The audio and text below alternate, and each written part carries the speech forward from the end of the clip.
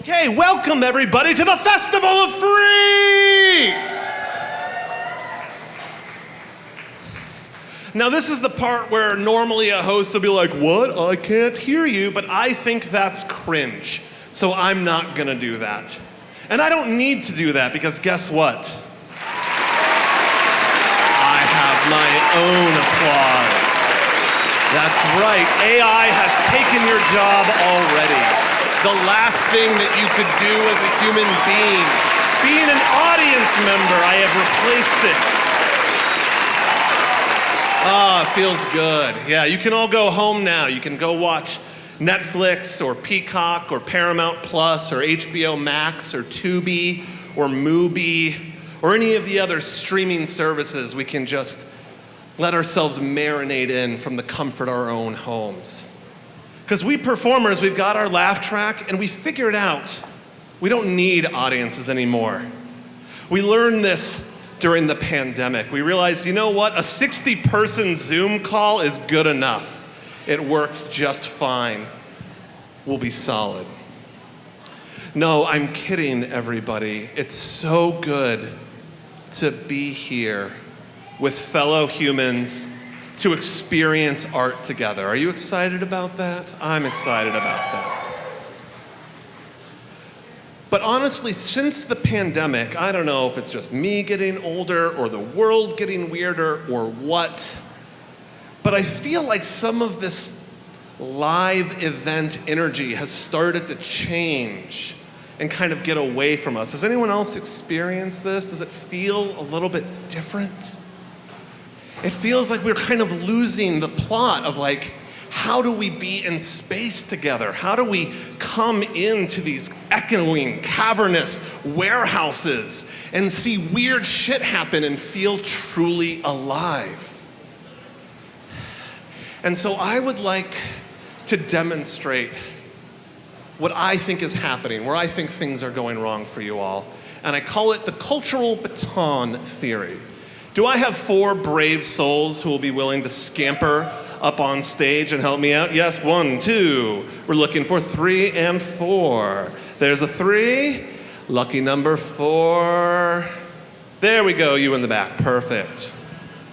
Come on up. Okay, you're gonna stop right there. No, right there. You're already there. Just stop. Perfect. Good. Got it. And now you're gonna come and be about here. Perfect, good, got it. And then you find, oh, love this, yes. Great shirt, right there. And you are gonna be over here. All right. And then you're all gonna face this direction. And you can be a little bit more in the spotlight, just a little bit. There you go, perfect, great.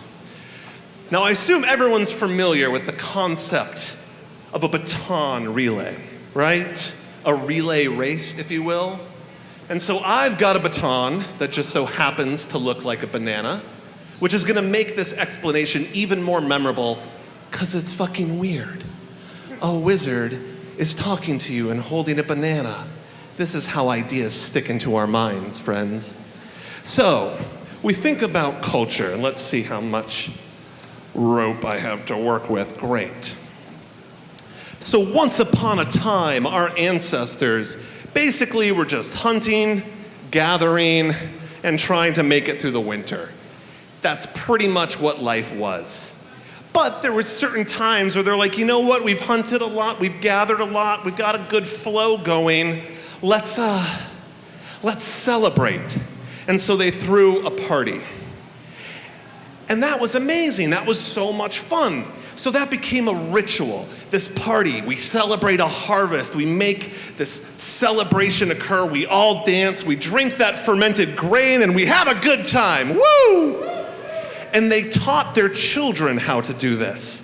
So go ahead and you're gonna come forward like you're running, like slow motion or sports film. There you go. And you're gonna pass that banana. There you go. And so the elders teach the adults and the adults teach the kids, and they all figure out this is how we throw a fucking party. And that's part of culture and civilization.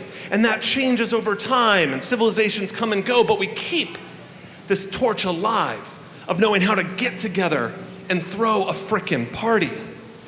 But then, as you're running forward and we're trying to make that connection, no, there's a global pandemic, no!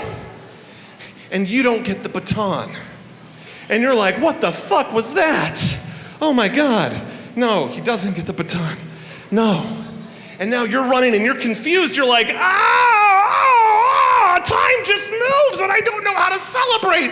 And you get up here and you're just like when someone tries to pound you, but you're going for a high five, and it's just like, what? What are we doing? And now you're like, what the fuck is this? What the fuck is happening? And we've lost it.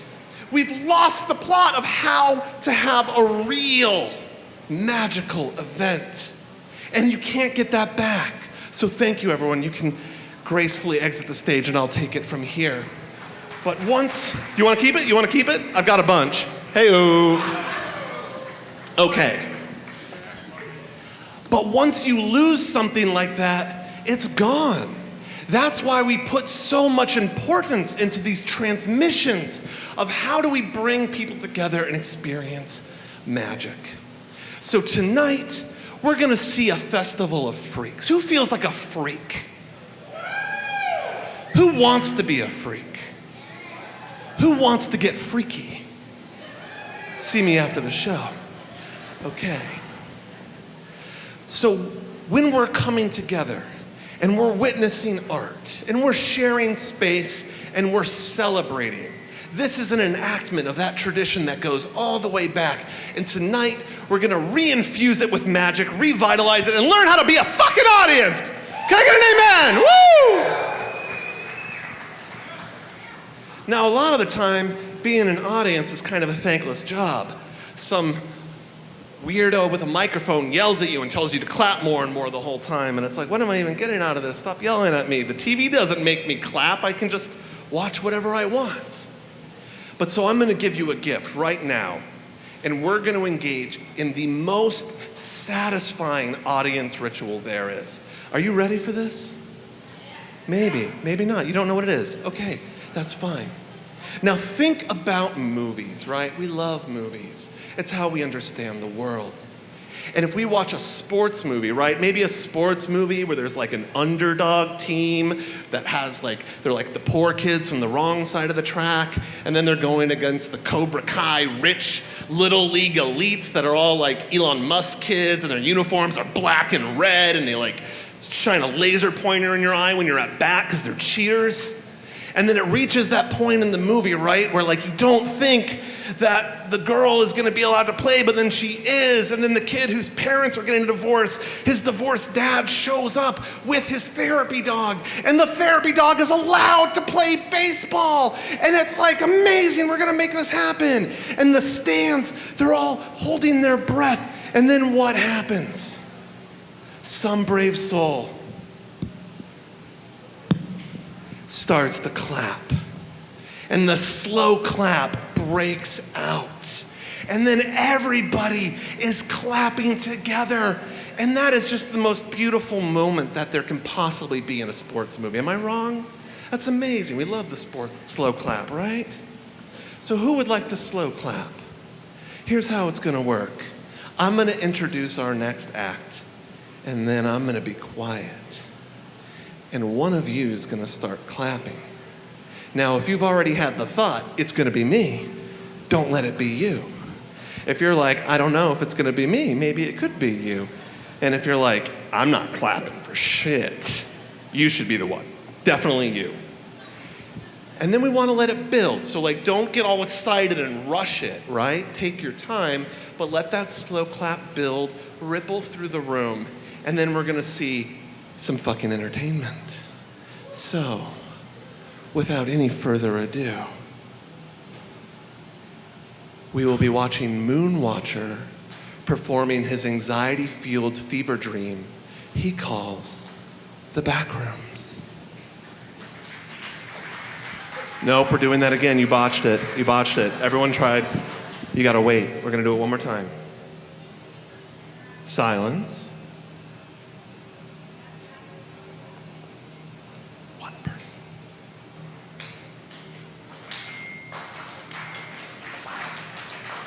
We got it, yes, yes. I told you we're rusty, but we're gonna work some magic. Everybody, Moonwatcher!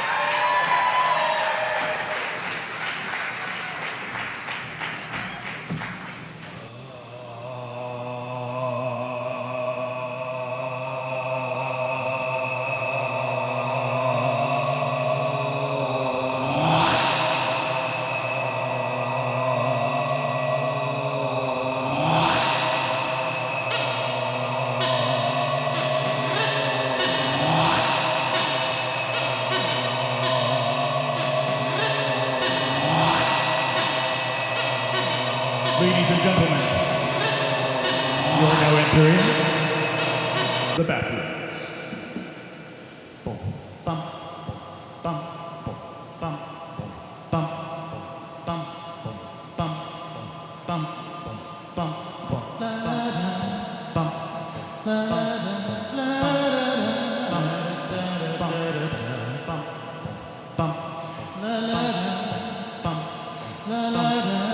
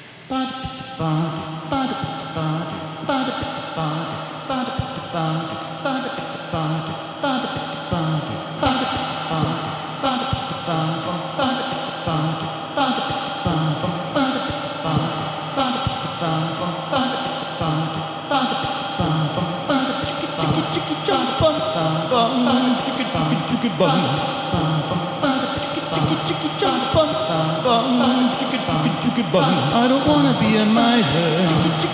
I just want what's mine. Is there anybody out there who can read the signs? When it comes to looking backwards, does it hurt your neck? When it comes to moving forward, are you a nervous wreck?